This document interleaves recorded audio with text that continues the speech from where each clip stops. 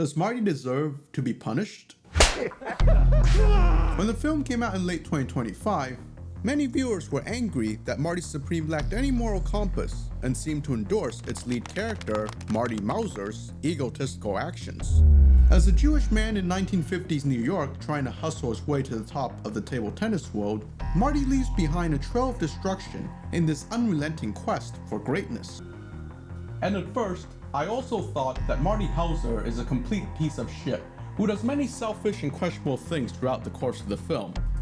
But then I took a step back and asked myself the question of, why are we so quick to decide who deserves to be punished, and why do we take so much enjoyment in asking that question? One way to understand this Oscar snub film is through the philosophy of Friedrich Nietzsche, who argued that good and evil may be the wrong lens to view someone like Marty. In this video, I will analyze Marty Supreme through Nietzsche's critique of moral thinking, how Kevin O Leary's character can be compared to the prophet Zarathustra as the original capitalist, and the ending of the film, which I actually think is Marty's redemption. So, how much suffering are you willing to endure and inflict in order to become the supreme version of yourself?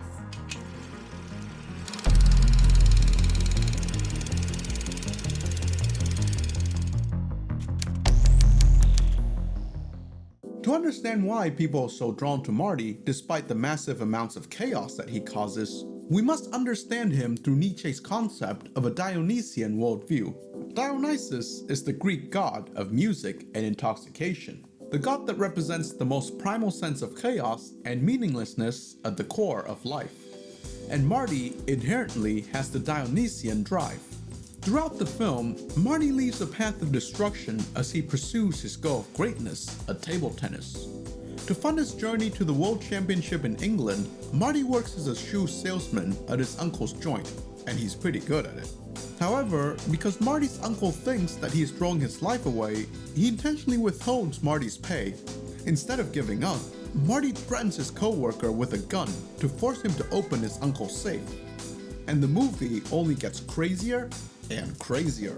Yet, the reason why Marty is so attractive to his closest friends is because he does not deny life, but he affirms it. To Nietzsche, to close yourself up with life-denying tendencies is the worst thing that you can do. Nietzsche was a German philosopher who questioned how modern systems of morality, left over from when the church was dominant, continue to hold us back from becoming a stronger version of ourselves. For him, you shouldn't run away from suffering, but seek to find meaning in it, and turn your life into your own work of art. Nietzsche believes that it is only as an aesthetic phenomenon are existence and the world eternally justified. And this is coming from a man who is suffering through intense sickness most of his life. Marty is not misleading his girlfriend or Kevin's wife, but showing them a way of life that is so powerful that they cannot help but come under a spell. To Nietzsche, there are two main drives in art, the Dionysian and the Apollonian. When I bring up art, however, keep in mind that to Nietzsche, self-creation, especially artistic self-creation, is the core of life. The Apollonian is the competing drive to the Dionysian, the one that represents what most of our modern society believes in. Apollo is the god of appearance and of representations. The Apollonian, therefore, is the part of the world that can be understood through rationality. The Apollonian is beautiful in the way that a jigsaw puzzle is. Everything has its place. Marty's uncle's vision of life, for example, is hugely Apollonian. His Apollonian vision for his nephew is the respectable picture of becoming a successful manager of a thriving shoe business in New York, raising a family, and being able to take care of an ailing mother. For Nietzsche, the Greeks formed the Apollonian view through necessity. If you had emo friends, you might have heard of one of Nietzsche's most famous quotes, that what is best is not to be born, and what is second best is to die quickly. Yikes. But like most people who go on Pinterest to find edgy philosophy quotes, they miss the point that Nietzsche makes just one paragraph down. To cope with the unbearable pain of life, the Greeks created their versions of the gods, these Olympian beings who also fall in love and become consumed with jealousy, whose life presents a meaningful mirror to ordinary life. This made life bearable, as one can now see every action they have reflected in the higher realm. where one's individual struggle becomes glorified. This Apollonian veil is kind of like beefing up a resume. Barista? Next time, try beverage artist, upholding the ancient tradition of caffeine. In modern America, is the Apollonian image not that of a life of great wealth? Being able to afford a mansion adorned with a successful family? Yet, however beautiful a dream is, one can always feel like something is off. Take for example, Gwyneth Paltrow's character, Kay Stone. Despite her ambitions at becoming a great artist, she decided to take the rational path of marrying a rich man in order to live a comfortable life. Yet, despite having filled her life with luxury and social status, something is missing. In her performance as an actress, we see her unable to access what is needed to play a great role. To Nietzsche, this is the result of the over-embracing of Apollonian illusions, of numbing yourself to the forces of life that drives absolute desire. Compare this to Nietzsche's mentor, Arthur Schopenhauer, who argues that it is desire that causes suffering. After all, the only constant in life, what he calls the will, is that we are never satisfied and we are always striving, no matter what we get or achieve. Therefore, to Schopenhauer, the best course is to deny this constant striving. Monks, he sees, are the closest to achieving this, as their practice involves breaking the cycle of constant striving. The ascetic ideal. Living a simple life and denying the worldly pleasures. Should Marty therefore deny himself of these dreams and to live a simple life in New York as the manager of this shoe store? Nietzsche disagrees with his teacher, and he sees that as an extremely life-denying tendency. And that is exactly why Marty enters like a wrecking ball. In Marty, there's the opposing force of the Dionysian, the force that has in it the horror and absurdity of being. Marty does not shy away from the nature of life, and despite his ego, he is very in touch with the world. The Dionysian is best represented by that sense of forgetting the self, and being so absorbed in life that for a moment, you forget that you are an individual. To Gwyneth Paltrow's character, Marty activates a part of herself that she has lost touch with many years ago. He breaks her out of her mental space, lusts after her, and gives her moments to live dangerously. Yet Marty is not just purely Dionysian either. In this scene, Gwyneth Paltrow's character represents an ordered, Apollonian view of the world. She asks Marty about if table tennis could ever make money, and what he thinks his chances at succeeding are in this path. Marty answers, "That doesn't even enter my consciousness." I read this moment not as Marty saying that everything's gonna work out and that he's gonna become the champion and live happily ever after. No, no, no. I think Marty here is answering with his own way of being, that he's always going to be living his life against the worldview that is dominated by the Apollonian. He has the Apollonian in his vision for greatness. His epic dreams of being Marty Supreme is as Apollonian as it gets. To Nietzsche, what we can learn from the ancients is how both the Apollonian and the Dionysian need the other in order to achieve their full potential. Modern society tends to tell us to live very safely and follow the traditional markers of success. We tell ourselves that it is the right thing to do to fit in, but don't we end up overcompensating by closing ourselves off to the chaotic nature of life? The Dionysian by itself is chaotic, depressing, and unbearable, while the Apollonian dream alone is empty. Yet, Nietzsche would not say that either worldview is good or evil, despite calling himself a disciple of the philosopher Dionysius. He thinks that every worldview has its advantages and times when it is dominant. It makes sense that Marty's uncle continually guilts him and tries to shun his ambitions. Many of Marty's friends and family were those who either fled or were in the Holocaust. It makes sense to numb your sense of the Dionysian, to close yourself off to a world that only has pain to offer. Yet, many who are living in the rational Apollonian worldview do it not because they choose to, but because they're simply following the herd. At the end of the day for Nietzsche, any morality is a construct, no matter how useful it is. There is no such thing as good or evil values, but that this tidy view of the world serves to keep the social cohesion. Marty's choosing to go against the grain, but in the whole film, there's one man who's honestly choosing his own path, despite most of the world bending around his very same path too. Kevin O Leary, the vampire.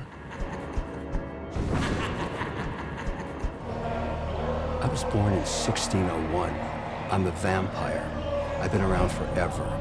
The scene has confused a lot of people, and this line about him being a vampire is seen by many as a signature of the Safdie style. However, Josh Safdie explains in an interview what this line represents. Scary, timeless power that's been around for as long as capitalism has been around. Kevin O Leary, Milton, is legitimately a self-created capitalist, someone who sees the world of illusions for what it is, and he loves it. Really? Yes, really. So somebody living on I celebrate capitalism. $1 a day in Africa is getting up in the morning and saying, I'm going to be Bill Gates. That's the motivation everybody needs. Only thing between me and I'm that not guy against is charity. motivation. But wait, isn't this Apollonian worldview an empty and soul-sucking one, as we establish? Yes, but not for Kevin. Okay, I'm not gonna even try. I can't unsee Mr. Wonderful. He is literally typecasted, so whenever I say Kevin, think Milton. What if I were to tell you that Kevin shares a key similarity to Nietzsche's Zarathustra, a prophet who descended the mountain thousands of years ago to preach a new philosophy to the masses? The original person who saw the world as good versus evil. You see, every set of values to Nietzsche can be adopted by the herd, but it has to first originate with individuals who are brave enough to start them. Think about values we just accept because that's how we're raised. To Nietzsche, the worst thing is dishonesty, to see our set of values as anything universal or adopt them as if we didn't have a choice.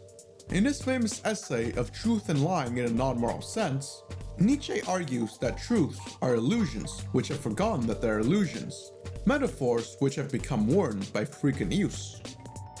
And this goes doubly for things that we see as moral truths, as these shared truths are simply accepted to be able to preserve the cohesion of society. Zarathustra came down from his mountain in a different era, however, as a man who founded Zoroastrianism, an ancient religion that had the view of the world as good versus evil. Nietzsche despises this way of seeing the world, which Christianity turns up to 1,000, as he thinks that it turns people into sheeple. To Nietzsche, these moral values turn people subservient and detached from life, such as the value of turning the other cheek, which allows people to turn inward and feel self-justified when someone wrongs them.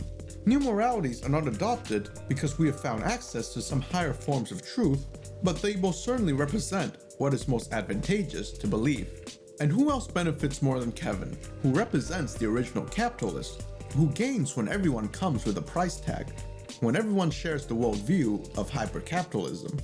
Like Zarathustra, Kevin is not just a follower of the herd, but he actively chose the Apollonian worldview because it puts him on top of others. After Kevin sees Marty play for the first time, what he asks of Marty is to sell his gift for a life-changing amount of money in an exhibition match that he is being asked to throw, so that Kevin can make even more money when he pleases Japanese fans with an American's defeat. Kevin himself is not shown in a very flattering light, but in one that we can accept more than Marty because what he believes in seems like the reality of the world. Nietzsche sees the imposing of any new morality as the same sort of wickedness that makes conquerors notorious. We can imagine Kevin, an immortal being, convincing people to subserve themselves to his factories and to his way of rational thinking. In the modern day, it is Marty's view of the world, attractive in its own right, that seems unnatural and selfish to us compared to Kevin's. Yet, Kevin does not passively sit on his accomplishments either, but he continues to maintain his philosophy through the force of his character. You see, it's not people like other businessmen that are most threatening to Kevin, but those who have an alternative worldview. And this is where we see the expression of Kevin's will to power. This one is for my son. Okay. Perhaps as perplexing as the vampire scene is when he paddles Marty repeatedly as a condition of allowing him to take his deal, the deal which Marty formerly rejected. To Nietzsche, people inflict pain on others to bring them within their power, because pain requires people to acknowledge its source. Pleasure is shown to people who are already dependent on your own power, because having powerful allies grows your own power. Therefore, Kevin imposes his will to power onto Marty to bring him under his power by giving Marty a good spanking. In late capitalism, there is no Kevin figure to point to, no individual who has founded our entire system of morality. As a group, we continue to enforce many moral values that we inherit from the Apollonian, Socratic, and even Christian ideals, even if we do it with ironic distance. Despite that, people of our generation know that hard work does not equate to tangible success. Comparing Marty Supreme to Rocky, a film that captures a different American zeitgeist after the Vietnam War, we see here the idea of the individual being able to rise through his own merits. Marty Supreme is a modern epic for young people, one that captures the necessity to hustle. A success is seen as almost needing to scam the system. No matter how strong Kevin's worldview is, it is a worldview that benefits only particular types of people, and it is forged in illusion, despite the notion of there being no alternative. However, Zarathustra, the man who first invents good and evil, eventually comes to a point in Nietzsche's book where he moves past this worldview. At the end of the road, Zarathustra tells his faithful companion, urging them to overcome him. Now I bid you to lose me and find yourselves, and only when you have all denied me will I return to you. At the end of the film, Marty goes against his agreement with Kevin. After playing the sham exhibition match and losing to his rival Endo, Marty realizes that he is failing to live up to himself, Marty Supreme, and that weight is unbearable to him. Therefore, he publicly challenges Endo to a rematch, and Endo, moved by Marty's spirit, agrees. However, just before Marty beats Endo, Kevin pulls him aside, telling him, I've met many Marty Mouses over the centuries. Some of them crossed me, some weren't straight, they weren't honest, and those are the ones that are still here. Kevin gives Marty an ultimatum to uphold their agreement, adding that Marty will never be happy if he crosses Kevin here. If Marty rejects Kevin's deal, not only is he stupid, but he's also selfish, thinking only about himself and not what that money can do for his wife and child. Selfishness is often described as the source of all unhappiness and morality. But is this even true? The same goes for stupidity, the Apollonian notion that we have to be rational in order to avoid unhappiness. Yet, that is the limit of Kevin's Apollonian, hyper-capitalistic worldview, one that to Nietzsche can only serve to limit the amount of pain and unhappiness in one's life. The Dionysian worldview does not close itself to suffering, quite the opposite in the case of the ancient Greeks. And this theme is common in the Safdie's films too, such as in Uncut Gems, where the gem itself is an object undervalued by society, coming from a morally questionable background and formed in the dirt through immense pressure. Yet because of this, it is as beautiful as the cosmos on the inside, just like Adam Sandler's character, Howard Ratner, a gem salesman constantly in motion and trying to become great on his own terms. Therefore, instead of seeing suffering as something to avoid at all costs, we must ask the question of how much these people have suffered in order to become so beautiful. As he returns to the game nearing match point, what is going through Marty's mind as he's considering whether to go against Kevin, this ancient vampire?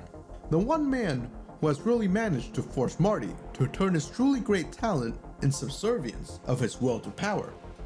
The answer that Marty comes up with is his redemption. He has been taking himself so seriously that he has forgotten the joy.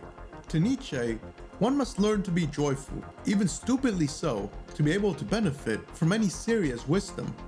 He sees this version of himself, Marty Supreme, the ideal, that he's been chasing throughout the whole film, and at this moment, he decides to laugh at it and throw away any chance of being part of the sport again for one match of ping pong. He goes against Kevin, against rationality, against the rewards of following a herd. To Kevin's anger, Marty defeats Endo. And in this, he celebrates in the most childish way possible, laying on the ground, laughing maniacally. And it is at that moment on the ground, after it seems that Marty has reached his lowest, after being paddled by Kevin, that he briefly becomes Marty Supreme. To become who one is not following some rigid version of oneself, but to embrace one's own fate, or as Nietzsche would say, Amor Fati. Marty could have resented his position in life, being a poor Jewish man living in New York City after World War II. Yet he decided to live by his own values, and he focused on how to live not by following conventional morality and feeling satisfied in at least being a good person, to shape what is seen as weakness into a strength and to live his life as if it is a work of art. For someone with a strong sense of the Dionysian, Marty has to have an equally great Apollonian vision to give his life meaning and make it beautiful. Just holding on to the Dionysian truth alone is so strong that one disintegrates into depression and life becomes unbearable. When there is a truly Dionysian spirit, visions emerge from it that become profound Apollonian representations that carry Dionysian wisdom. Therefore, Marty carries himself like a Greek tragic hero, a Hercules among ordinary people. Here, we can understand one of Nietzsche's most famous quotes, "God is dead." As another quote that is often misunderstood, Nietzsche is actually saying that despite having killed God, we as a society still do not comprehend the significance of our actions. Like Brutus after killing Caesar, we have started a new era, and yet the deed is so great that we're just kind of standing around the body, not knowing what to do. For many years, God was the center of the universe, what justified human existence, and represented a universal code of morality. To Nietzsche, the only way to move forward is to become gods ourselves, simply to appear worthy of having killed him. We must reconsider all of our values, and Marty Supreme asks you to consider who moral thinking benefits.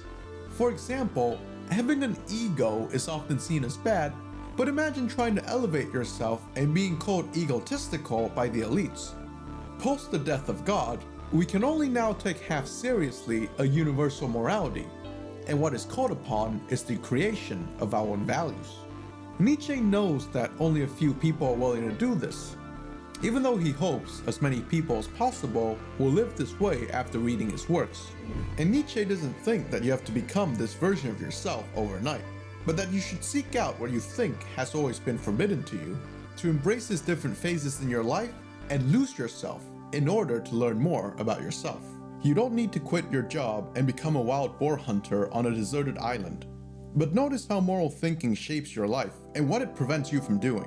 Maybe it is being responsible or a good person that constantly keeps you stuck in a pattern that you don't even like. So maybe start with skipping work once in a while and use that smoker you've always wanted to. As in the case with Marty, what happens with those who are willing to create their own ideals is that they either perish early or they become great. Those who are around greatness suffer because the best values of people like Marty affects them like a drink that is too strong, as Nietzsche would say. The fact that so many people criticize the film for not having a strong moral message is precisely what makes Marty Supreme such a thought-provoking film, especially for a film that asks the question of how to find your way in this late capitalist age where we often feel meaningless. Contrast this to The Queen's Gambit, which is set roughly in the same time period. The show centers on competitive chess, and the main character Beth Harmon's life as an orphan and addict who finds meaning through mastering the game of chess. However, it is harder to sympathize with Marty, who lies about being an orphan and who does not have a story that invokes pity, which is precisely the point. Whereas The Queen's Gambit, chess had a mainstream resurgence, I don't think Marty Supreme inspired many to take up the table tennis paddle. Marty even makes fun of the idea of a hard upbringing. No, but seriously, my mother died in childbirth, and my father was a compulsive loser who abandoned me when I was 2 years old. I got stuck in the New York City orphanage system. Instead, he calls himself, I'm like Hitler's worst nightmare. The film chooses a sport that is hard for most Americans to care about, and a character who doesn't ask for sympathy, to center the idea of creating your own values, as Marty does. Similar to wanting to start a YouTube video essay channel using popular films as a way to examine niche philosophy. Please subscribe. We're left with the last scene in Marty Supreme, where Marty returns to his girlfriend, who he abandoned through most of the film to pursue his dream of table tennis.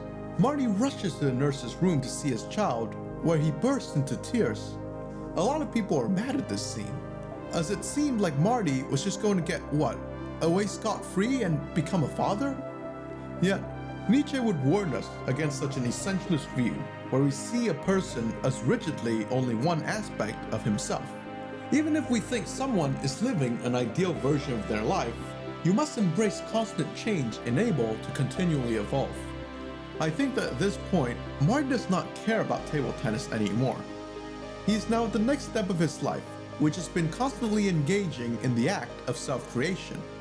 And here's his child, a piece of the self that breaks away from the self. The only constant is the song, Everybody Wants to Rule the World. The song that represents the continual striving of the will to power. We face the choice of whether to deny it or try to avoid as much pain as possible, follow the herd, and get safety at the cost of subservience. Or as Nietzsche would urge us to do, to live dangerously, to build your cities on the slopes of Vesuvius, live at war with your peers and yourself, be robbers and conquerors, as long as you cannot be rulers and possessors. And if I can add, strive to become the supreme version of yourself. Hey guys, thank you so much for watching and I hope you subscribe. If you enjoyed this video, I'd recommend getting this book, which is both The Genealogy of Morals, which is a book that covered a lot of what I talked about in this video when it comes to morality as a historical construction, and Ecce Homo, which is Nietzsche's half biographical, half philosophical book that details his life. When the first chapter is called Why Am I So Wise? You know you're in for a wild ride. So yeah, if you enjoy physical books like me, especially this translation by Walter Kaufman, I'm gonna leave the link in the description. All right, stay erudite.